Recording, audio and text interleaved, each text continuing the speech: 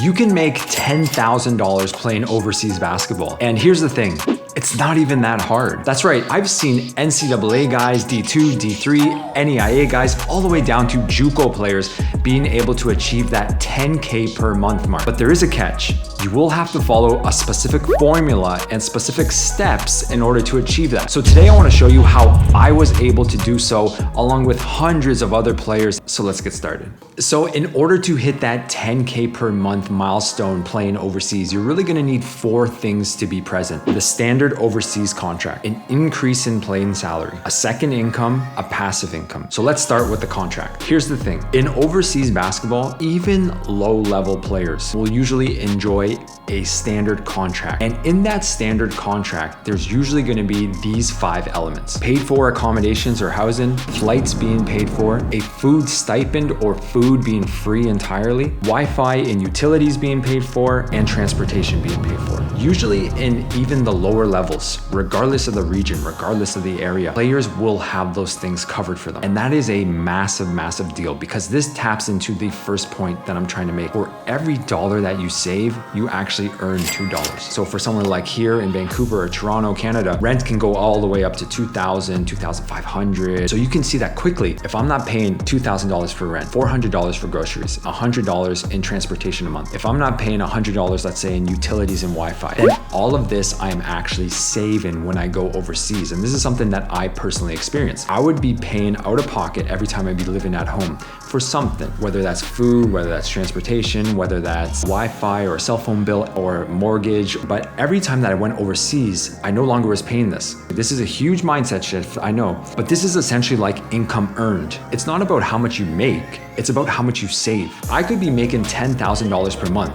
but if I spend $10,000, what's the good in that? I guess I can have a better lifestyle for those $10,000, but at the end of the day, I really have no security and I really have no leeway for my future.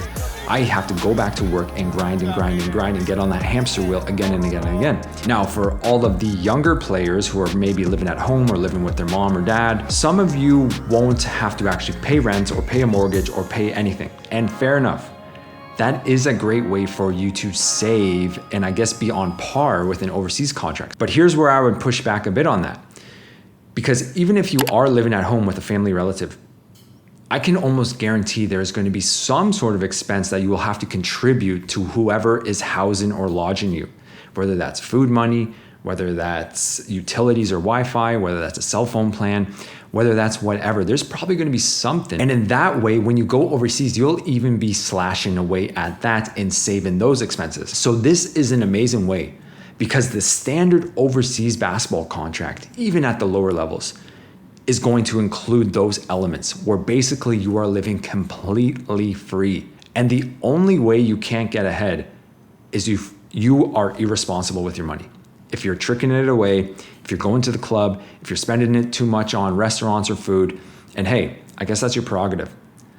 But if you are very serious about getting ahead through basketball, then you're going to be able to have some sort of discipline and tame yourself when it comes to these things. Okay, and step 3 is really where you can make the life-changing money, and that is by getting a second income. This is absolutely crucial if you plan on hitting that 10K per month salary. So here's the thing, by playing overseas basketball alone, it's gonna be extremely, extremely rare for you to hit $10,000 per month. Now, I'm not saying it doesn't happen, it happens all the time, but you're gonna have to be a very high level, 1 percentile of the 1% in order to even sniff 10K a month. The best of the best type of leagues within each region, that's where you're gonna hit 10K per month. So in other words, what I'm trying to say is for the vast majority of players, you will not hit that. I never even came close to that, but that's okay. It doesn't matter because you can still achieve that 10K per month salary.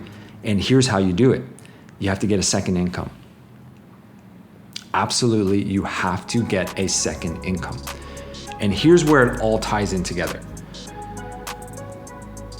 If you get the standard overseas basketball contract and you get housing paid for, foods, flights, accommodations, all those things, then in the vast majority of overseas leagues, you're actually not gonna have a huge time commitment when you're playing overseas. Some teams only require maybe a 2-hour team practice per day. Some teams require maybe an individual practice in the morning and then a team practice at night. And that's what my team usually did. So there's 4 hours of the day. But the point being, there is a ton of free time to fill. And if you're serious about hitting 10K, then you can develop and get a second job during that time and shoot up your income like crazy. Now, over the years, I've seen players do all types of different things. I've seen data entry, coders, English tutors, online fitness programs, models. It goes on and on and on. There's so many different ways. And to get started, I would say that it's not actually really important about what type of job you're doing. It's just important that you have a second job, because you really want to utilize all that free time in the middle of your day to actually push you towards that 10K goal. So usually the most logical transition to this is become a basketball coach. And in the vast majority of these overseas leagues and these overseas teams, they're usually going to have a youth academy, especially in Europe. They almost always have a youth team, and they're going to want you to double as a coach and a player. So you're going to do both. And they're usually going to pay you a separate salary to actually be a basketball coach. And this is what I did in Germany. I played on the team, and then during the day, I believe it was 3 or 4 times per week, I would actually coach the youth team of the senior team. But on top of that, I also had another job. And this is kind of like the holy grail if you can get to it. If you can play, coach, and also have an online job, a freelance job, then that is really where you can make some serious money, because you have 3 incomes coming in and you have no expenses. So for instance, I'll give an example. When I first came to El Salvador, first season I made $700. Second season I made about $850. But while I was doing that, I was also freelancing on the side, so writing online, and I was making about roughly $2,000 to $3,000 per month. Eventually, I hit a point where I was actually working full-time online at a full-time online job, and I was also playing at the same time. Roughly per month, depending on overtime, I would make, let's say, about $4,500 to about $5K a month. When I was playing, this point, I was making about $3,000. Oh, and then I was also coaching on the side as well for the academy, the youth academy. And with the passive income that I eventually developed, that was how I cracked the 10K per month barrier. But you have to understand, you've already cracked the 10K barrier basically as soon as you've hit about $6,000 or $7,000 because of all the expenses that you are saving on. $1 saved is $2 earned. So it's not even about getting to the 10K mark. Yes, that's a nice goal to strive for, but if you hit 5, if you hit 4, if you even hit 3, I mean, there is a lot of people who do not save that money every month. So if you can do that and you're still playing overseas basketball and you're traveling the world, it's a pretty awesome experience to achieve, and it's a pretty awesome goal to achieve, because now you're using basketball to your advantage to change your life entirely. Now, one of the main objections that I always get to this is people say, well, what should I do? What should be my side hustle? What should be my online income? What should be my second income? Well, here's the thing. You gotta actually think a little. What are you good at? What are your skills outside of basketball? If you can't think of anything, I would just go straight to basketball coaching. Go to basketball coaching, ask the team, ask the club, do you have a youth academy? Does anyone need personal training? Do kids in the neighborhood need personal training? If that doesn't work out, then you can still do online training. Online training is still a viable thing. Remember, the title of being an overseas basketball player holds a lot of prestige in the community, holds a lot of prestige with people around you, because what I wouldn't want you to do is you go through your entire basketball career and then at the end, you really have no other skill, because at that point, expenses really add up, because you're so accustomed to having to pay for nothing, no expenses throughout your whole career.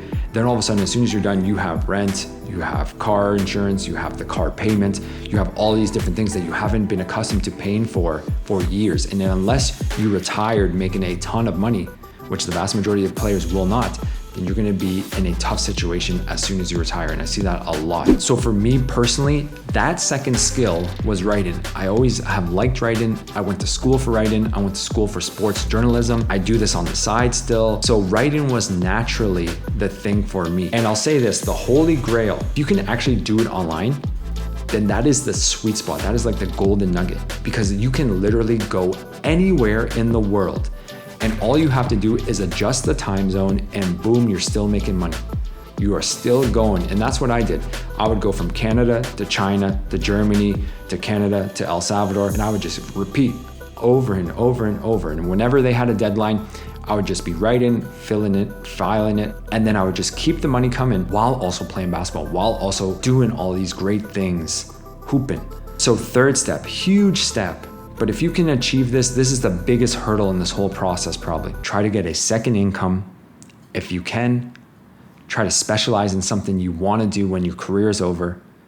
And thirdly, within that, if you can choose of present income, i.e. you have to be in the location, versus online income, I would say go online income, because then you can take it wherever you go and just keep on racking up the money. Now, the cherry on top to all of this is passive income. If you can achieve the first 3 steps and then get a passive income stream, you are literally unstoppable. Here's the thing with passive income. It requires very little assistance, very little attention for you to just make money off of it. And this works great in overseas basketball because you want to be spending the vast majority of your time either A, working on your game, or B, earning that second income. So if you can set up a third stream while you're doing A or B, then that's going to set you up well into the future. So ways that I've seen this actually play out in real time, I've seen a lot of players, they actually have a house or they have a property or they have some sort of mortgage back home. And what they'll do is they have that property, they'll go overseas, they'll be hooping, and they'll be renting out their property or their apartment back home. And someone else is actually paying for their mortgage while they're playing overseas. And this is such an amazing way to go about this because essentially that person is paying off your mortgage, and any money that you earn overseas, that player, I've seen some of them, they just put it all towards their mortgage so they can pay it off faster. But either way, they're just destroying the game because they're getting so far ahead, again, because they're not paying for any expenses. This relates back to the first thing, the standard contract. They're not paying for any expenses while they're overseas. So they're just saving or putting all that money towards something else. Another way beyond property I've seen is people doing content creation, or social media, or a YouTube channel like this. Great way to get passive income. Because yes, although it's not passive in the sense that you do have to create the video, you do have to record it, you may have to do a narration or whatever. Once it's out there, it can actually go into the universe and just keep on going until eventually you earn residual income or monthly income, passive income on that video or on that channel. Now it will take, from experience, I can tell you, it will take a lot of time to actually get to that monetization mark. But if you're committed to it, then that is another great way that you can do it. And it's a way that you can do it relatively easily and fast because people are very interested in your lives in the overseas basketball space because there's not a lot of players, and there's much less players actually showing what they're doing on a day-to-day basis. Another way you can do it is through the stock market, crypto market, or Bitcoin market. Now, this isn't a financial channel or a financial course or anything like that, so I won't get into it, but that's personally how I did it. I just invested in stocks, and every month I would get paid out a dividend, so that's like a little bonus, I guess you could say, or a little monthly income. But regardless, this is kind of like a bonus, a cherry on top. If you can add this to a standard contract, a plain contract that is going up consistently, and a side hustle or a side income, then this is something that can just kind of help propel you in the right direction even further and set you up for your future goals. Now, the reason why I'm so passionate about this is because this was actually a life-changing experience for me. As some background information, when I came into overseas basketball, I had $60,000 to about $70,000 in student loan debt and credit card debt combined.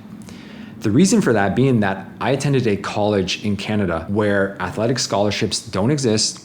There's no such thing as a full ride. So you basically have to fund your own hoop dreams or your own university experience. And that's what I did. I want to play at the next level. I want to play college basketball. And remember, my first contract overseas was $700. So $700 coming in, thousands in student loan and credit card debt payments coming out. So I had to figure out a way, or I had to give up overseas ball. I had to quit, because there's no way I was going to bankrupt myself basically by having to pursue my overseas dreams. Over the years, I've seen countless other players use the same formula, whether they know it or not. This is the 4-step formula that they did to actually achieve and push themselves forward in their careers. Overseas basketball is a short-lived career. Anything can happen at any given time. You can tear an ACL, you can bust your shoulder, you can get a concussion, and it can be over in an instant. But although it is short-lived, your earning potential, if done properly, if done in this manner, is absolutely on steroids. You can make a ton while you're playing. And as some context, when I was playing, within a year or about a year and a quarter maybe, I paid off that entire student loan. And then I started saving. And then I started investing. And then I started buying all these things that I never was able to in my childhood. And it was all through basketball. And this is why it really irks me when people say, oh, I'm only earning $800, $1,000, $1,200 a month, because they're not seeing the bigger picture. They're not seeing what the potential is in overseas ball. So if you are excited and eager about that potential, then I want you to click this video right here, because it'll go over how to actually play overseas and how to get that first standard contract in your career. Otherwise, thanks so much for listening. I'll see you guys in the next one. Peace.